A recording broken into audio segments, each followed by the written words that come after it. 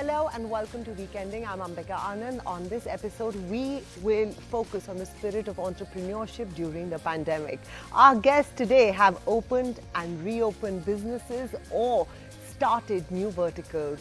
Joining us, Ashray Gujral, partner at Dash and Dot Clothing LLP. His website officially went live on the 30th of November 2020. We have with us Anika Kocher, an architect and interior designer who in October launched Borderline Play, an e-commerce platform for pet home decor.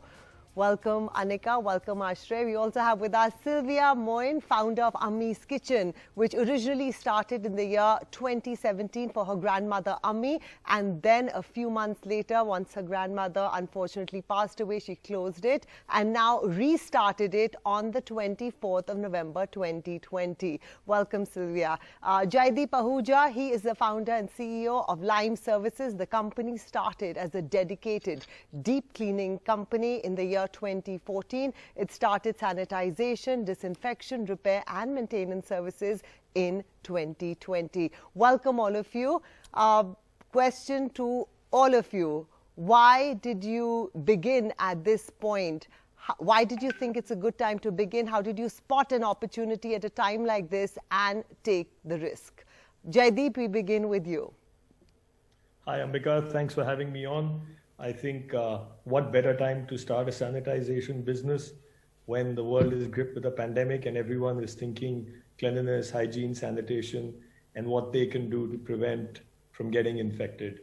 So I thought it was the right time to set up a sanitization and disinfection business. Sylvia, why did you decide to reopen a business during this time?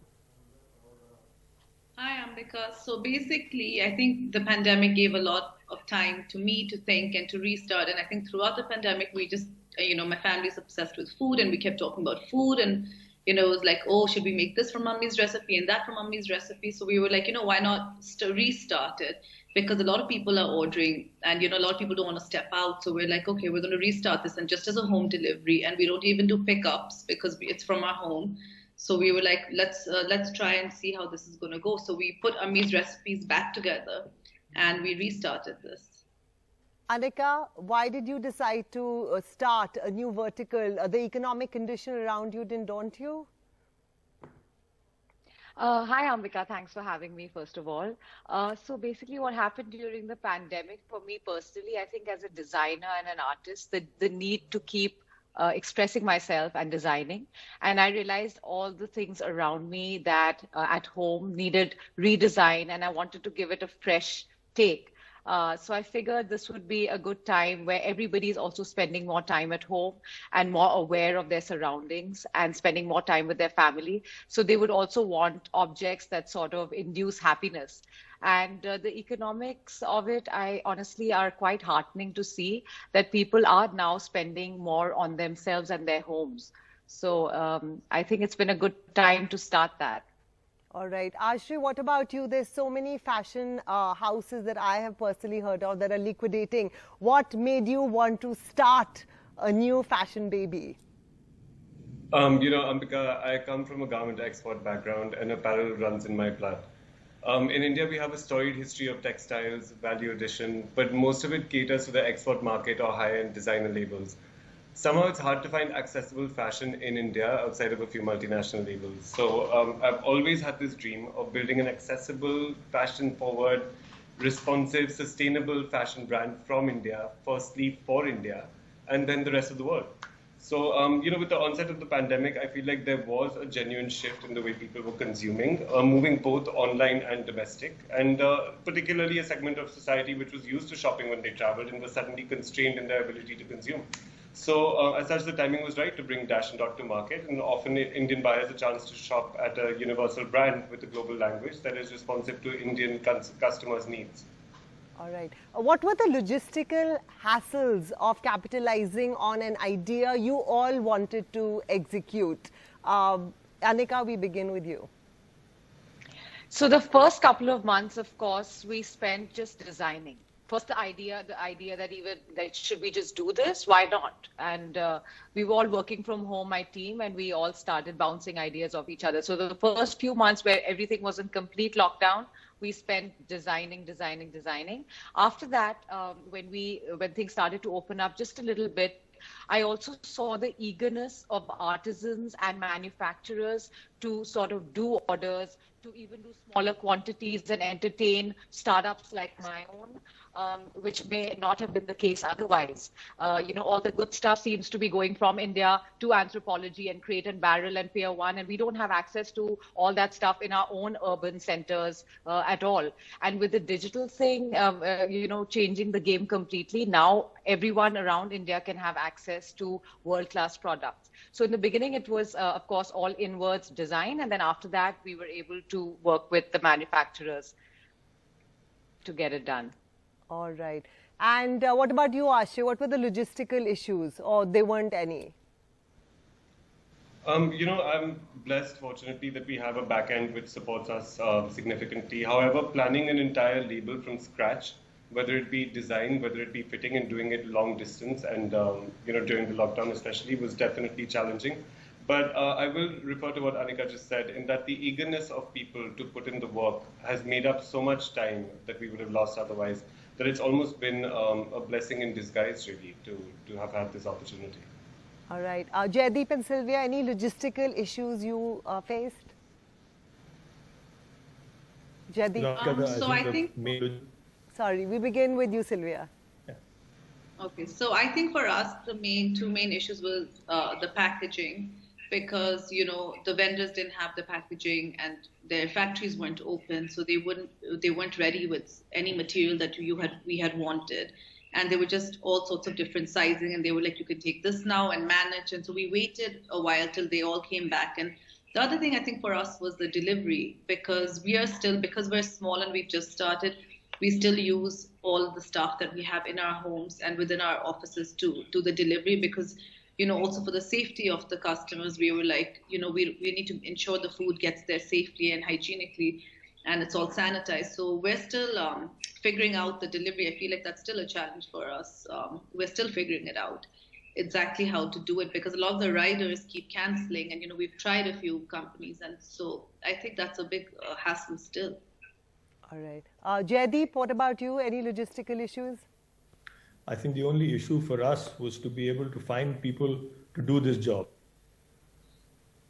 Okay. And did you manage? All right. Food and interiors are being consumed more during the pandemic, as people are obviously spending time at home. Work from home has become a big thing. How has the food and interior market really geared up and risen up to the occasion, Anika? So I'm going to talk about the interiors part of it and leave the food to Sylvia. So basically, people are buying everything: cushions, table linen, things that I had made earlier with Borderline Studio, chairs, heaters now. People, like I said, are spending more time at home and more mindful of their own spaces, as opposed to just being out and about and, only thinking about maybe what they wear, but actually how they are now investing in their own spaces and how that kind of affects your mood as well. So I think it's a great time to sort of invest in your own space and your own mind. And it's working. All right. And Sylvia, how do you think the entire food industry has really risen up to the occasion? What are you seeing around you? I'm seeing a lot of people ordering, a lot of deliveries going out.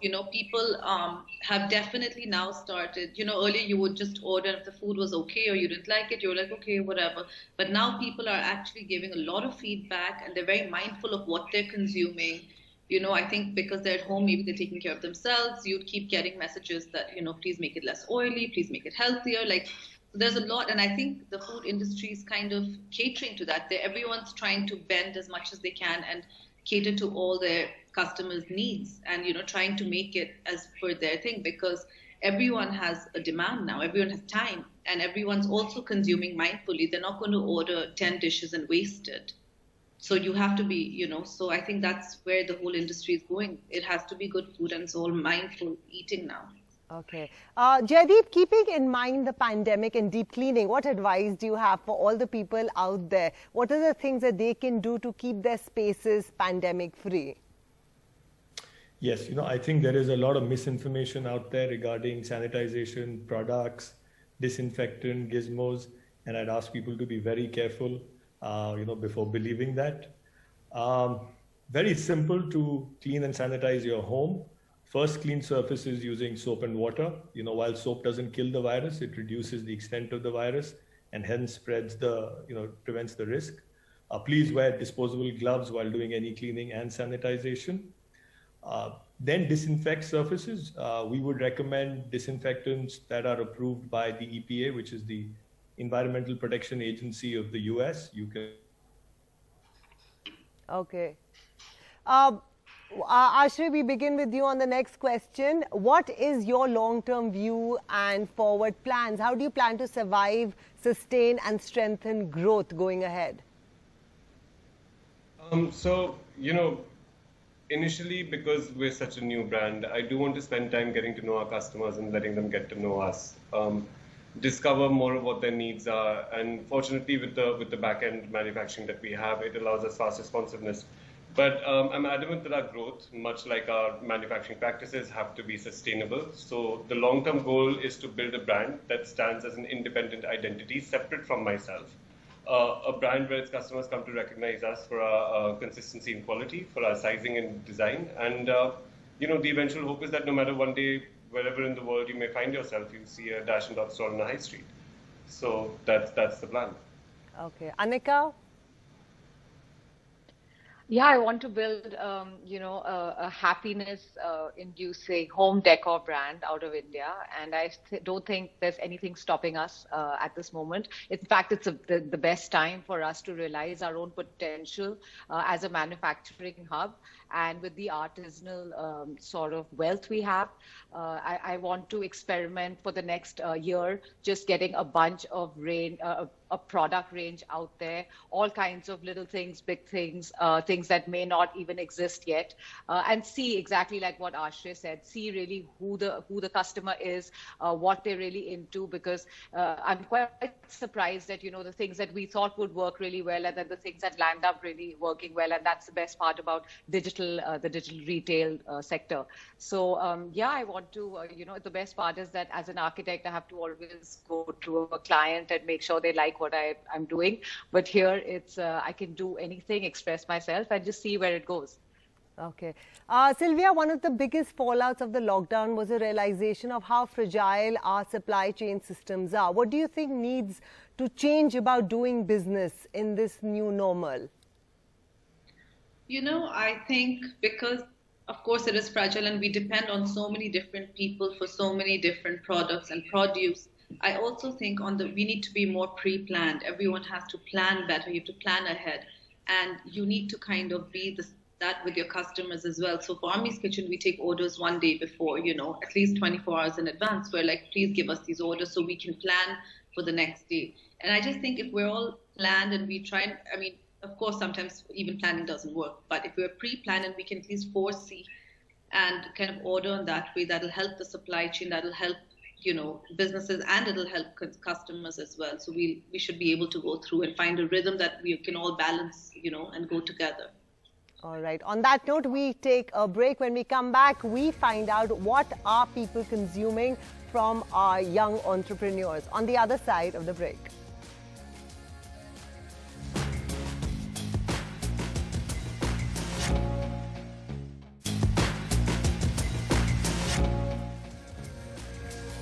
Welcome back to Weekending on NDTV 24/7. We are in conversation with some folks who started a new business in the pandemic, and now they will tell us what people are consuming. Ashray, what are people shopping with respect to clothes? What are the trends you have observed? What should we all be stocking up in our cupboards? So, Ambika, the pandemic kind of threw all conventional knowledge out the window. So when we started Dash & Dot, we tried to build a collection that ranged literally from lounge and sleepwear all the way to occasion wear and sequin dresses. But what we see selling really well is the loungewear and comfort wear. And I do believe this trend will continue for the foreseeable future. One of the key things that we did, one of our proprietary offerings is work.play, which is essentially we created suits that are made out of tracksuit, super soft, like tracksuit material. So you can wear them for your Zoom calls or meetings, and you can also go for a run in them or do yoga in them. So this has been one of our star performers. All right, good to know. Anika, what are people shopping for? Cushions, table runners, table mats. We have these little pockets in our table mats, napkins, and we intend to bring you very soon cake stands, fleece throws. So I'm hoping all of that also people consume happily. But yeah, things for their house that sort of prop up the space and sort of give them a fresh look to their older spaces. So that's what they're buying. Okay. A question for all of you. We begin with you, Sylvia. When do you think you would reach profitability? I think maybe in a month or so, because for us, we didn't have too many overheads. We started from our home kitchen. We are still in our home kitchen, and we're doing everything from home right now. So hopefully in 2 months, we should reach profitability. Well, that sounds promising. You will have a great 2021. Jaideep? We are already profitable. That is amazing. All right. I think you'll get a lot of CVs for jobs right after this interview. Anika, what about you?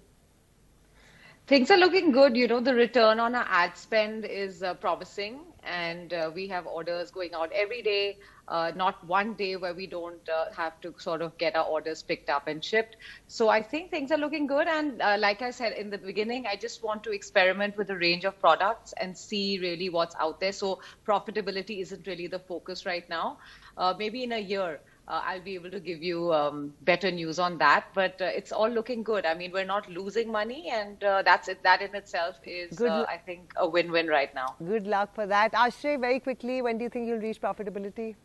I'll refer back to Anika and say that year one, we're not looking at top line or profit. We're operationally very successful 5 days in. So the idea is to build the brand right now, and we'll come back to profit. Great. I'll talk to you in a year, both of you. All right. Now, if each of you had to choose someone else's idea, what would it be? Jaideep? Food. All right. Any particular cuisine? I'm not too fussy. Anything. Japanese is my favorite though. All right. Sylvia?